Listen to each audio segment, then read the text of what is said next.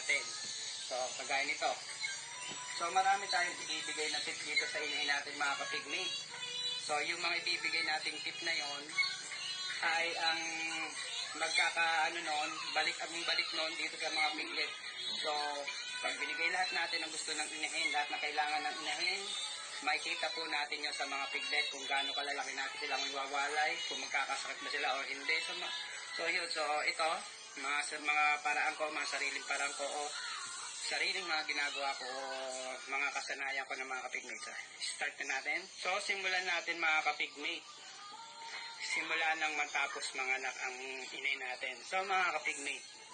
So, pagkatapos manganak ang inahin nyo, so, kailangan nyo mag-inject ng oxytocin at kailangan nyo mag-inject ng antibiotic sa inahin.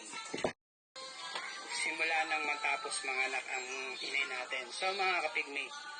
So, pagkatapos manganak ang inahin nyo, so, kailangan nyo mag-inject ng oxytocin at kailangan nyo mag-inject ng antibiotic sa inahin. So, sa ganitong dumalaga, para sa akin, 10 ml